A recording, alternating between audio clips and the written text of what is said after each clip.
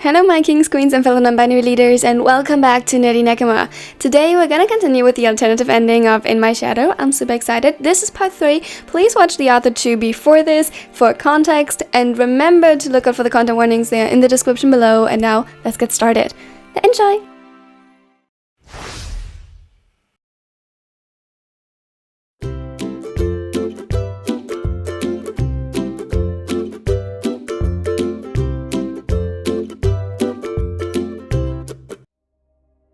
Atsumu could have cried as he stepped out of the train station in Osaka. Finally, the buildings around him made sense again. He knew where he was.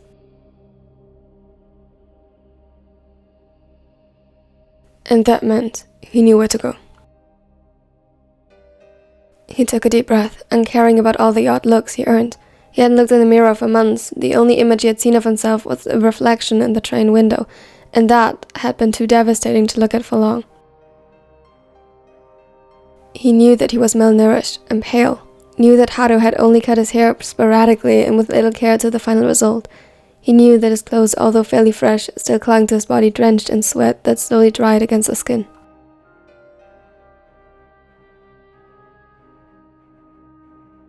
He could feel all that. He didn't need to see it as well. Part of him wanted to make himself look presentable before facing his boyfriends, if only to minimize their worry regarding his well-being or their discomfort in Sakusa's case. However, just the thought of waiting longer than necessary before seeing them again made his stomach turn and twist in painful knots. No, being with them and showing that he was beyond doubt alive was more important.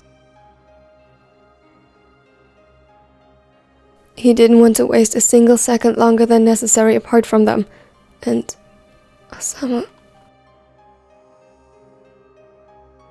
He had forbidden himself to think of his brother these past days. Even now, after his escape was somewhat successful, it hurt too much to consider seriously.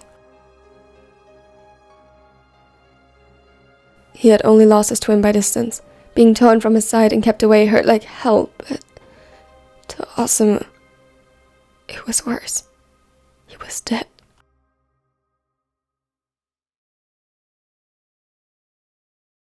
Just the thought of their positions being reversed made him want to vomit again. He couldn't lose Osamu.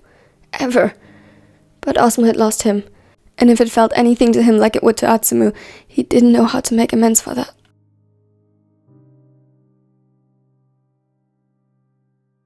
Wandering the familiar streets of his hometown brought one very uncomfortable side effect. The thrill of recognizing his environment again was overshadowed by the feeling of being watched. This was where Haru had followed him.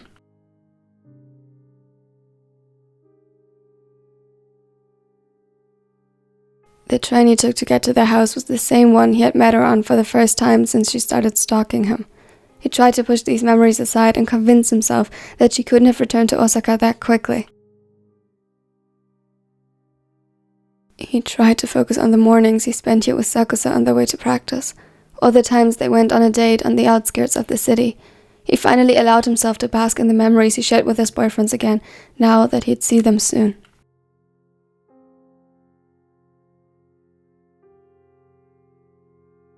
The pain that tainted them was dulled. He'd be able to heal it once he felt their arms around him again.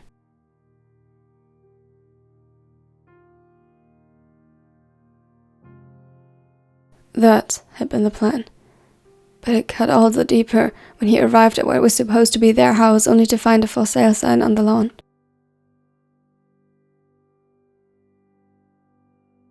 His knees gave out, and he collided with the pavement to his feet. For him, time had stood still these past months, but for them, it must have been moving more rapidly than ever. He couldn't breathe. He should have known that things wouldn't be the same upon returning home no matter how much he needed it, but this...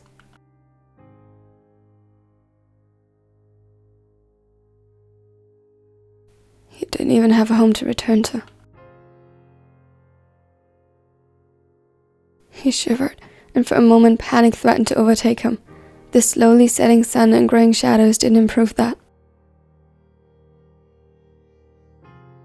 With force, he slammed his fist into the ground, hard enough that the skin broke, and the sticky red substance he came to hate so much seeped out from small cuts and scrapes. It helped. The pain distracted him.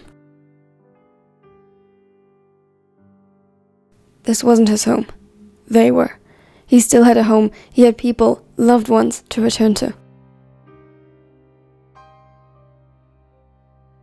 He might have never been able to say the words to them directly, but he promised them he would, and he would see to that.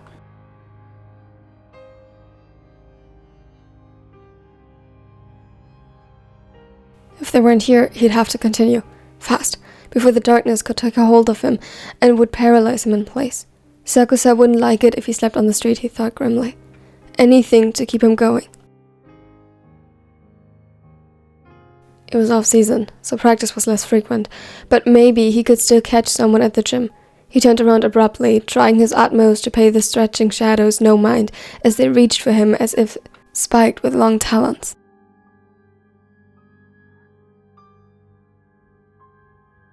With quick steps, he rushed to the train station again. He had to hurry, stay where there was light.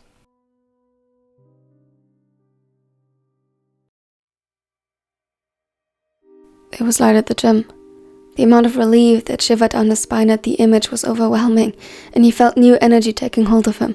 He'd find someone familiar here, he was sure. He did, but not the kind of familiar he had hoped for. Just as he was about to turn around the corner, he heard a voice filling the air that made his blood run cold. I see. I'm sorry. I didn't mean to bring up painful memories. He froze in place before pressing himself to the wall tightly. His first instinct was that she had found him, that everything would get back to that painful, scared existence of before, that he would get punished.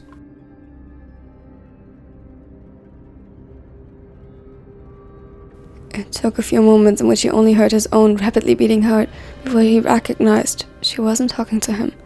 In fact, she didn't even know he was here yet.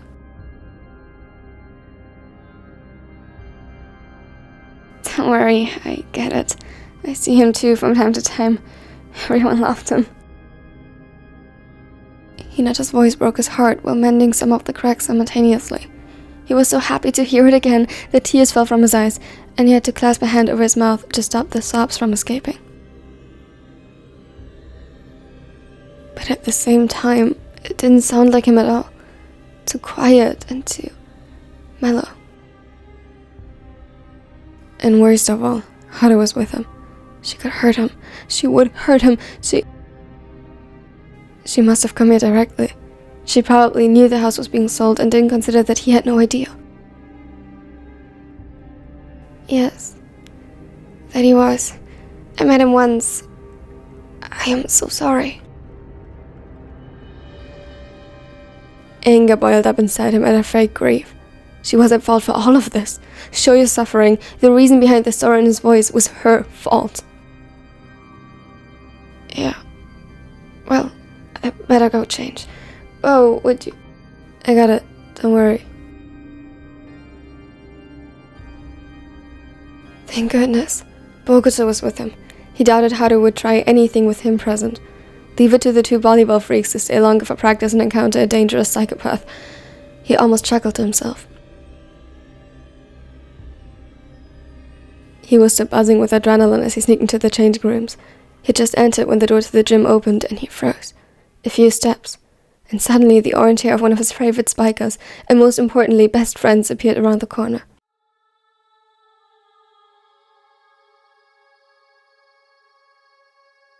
Hinata didn't take notice of him at first, too focused on putting his things to the side, and cry. It broke Atsumo's heart, and he swiftly yet carefully took a step closer.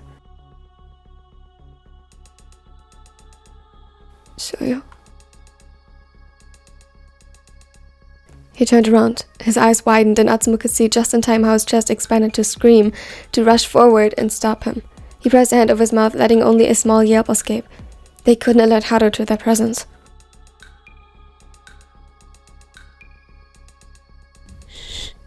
Shh. Be quiet, please. Hinata nodded under his palm, and he slowly stepped back. Atsumu shivered like a leaf and ultimately collapsed as the back of his knees hit the bench. Hinata stared at him, his eyes widened in utter disbelief.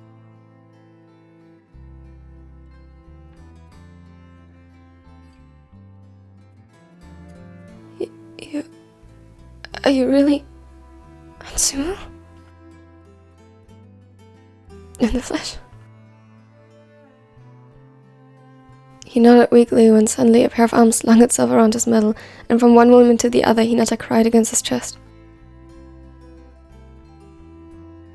He flinched, but the warmth the smaller radiated was too good not to embrace it.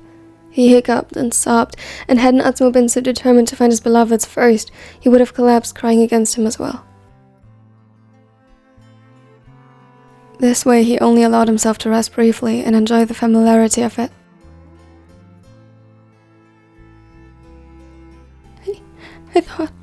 We all thought you... I can't... How? I know. It's a long story, but first I need to get home.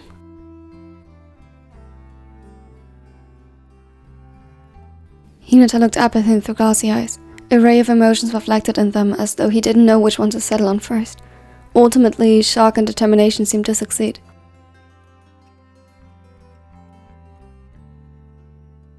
Yes. Ami-kun, he needs to know you're back, and Atsumu. Oh God. Geppo, he drove here. He can bring you to them. Wait, be careful. That girl is dangerous. She caused this. For a moment he was paralyzed by the memories once more, but Hinata got him out of it. He didn't think he ever saw anything like genuine hatred gathered on the smallest face, but this, right now, couldn't be called anything else. It was odd. Hinata radiated murderous intent and it didn't suit him at all. They were broken out of their stupor when the door opened once more. Even Hinata flinched, but before he could stop him, he walked around the corner to see who it was. Atsumu heard the sigh of relief before he understood. It's just Bo. What? Who are you talking to? Hearing Bokuto again, even if just like Hinata it was too mellow for the energetic ace, felt good. Listen, you're not allowed to scream, no matter what. That girl is a psycho. What are you talking about? He tried to walk around the corner, but Hinata stopped him. Come on, let me through. This isn't funny, show. I'm not doing this to be funny. Just promise you won't scream. Fine, I promise. He sounded annoyed, which was so unlike him that Atsumu's heart clenched once more. When the silverhead came into view, he looked so different yet so familiar. Atsumu missed his cheerful nature. Similar to Hinata, he didn't notice him at first, but when he did, he froze in his tracks and dropped everything. He didn't scream. In fact, he was surprisingly silent. Atsumu, if this is a prank, it is not funny. It's disgusting. How could you? Not a prank.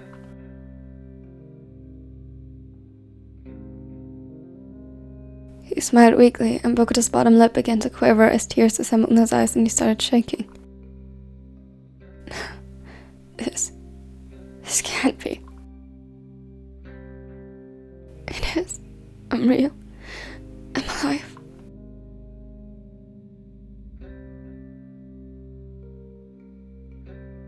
Just like before, he barely blinked before he was pulled into an embrace.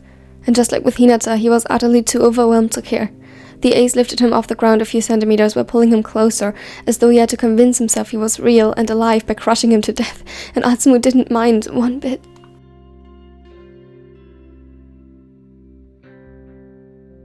I miss you too.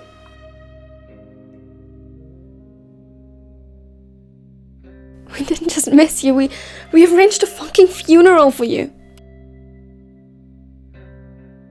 Hinata sniffled and uselessly wiped his face as the old tears were quickly replaced by new ones.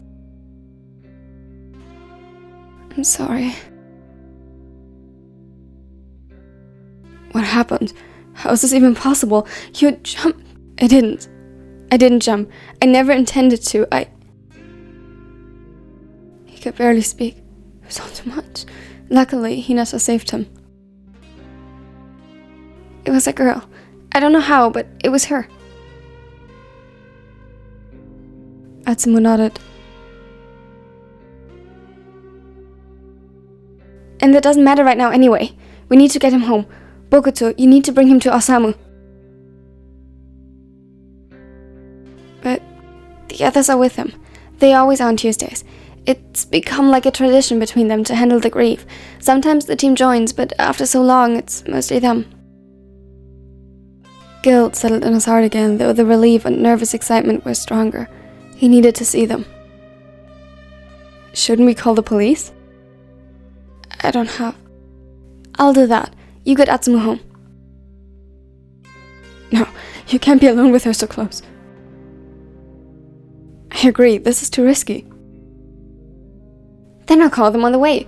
Damn, why am I always being called an idiot if you two are there? Hey! Atsumu chuckled. He hadn't been so long that it felt foreign to him, but it was so good to hear them bicker again as they used to. Not everything had changed. I'll go ahead and check the hallway, just in case. He wanted to protest, but Bokuto was already gone. They didn't even change into their normal clothes again. There was a moment of silence in which the two of them waited anxiously. Atsumu flinched violently when the door reopened, although the force was enough to know that it was the ace. All clear. Let's go. They took it surprisingly well. Atsumu didn't hesitate to question it. They didn't have time for that. Only one more car ride. A couple more minutes and he'd finally be home. He almost couldn't believe it. Part of him refused to allow hope to get a hold of him.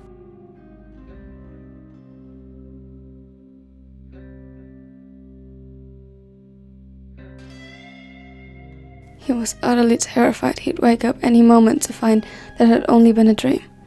He was sure he wouldn't survive it if it turned out to be fake.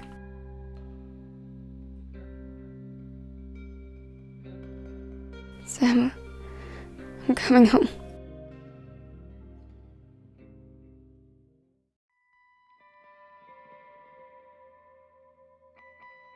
Thank you so much for watching to the end. I really hope you enjoyed this alternative ending so far. I had so much fun writing this.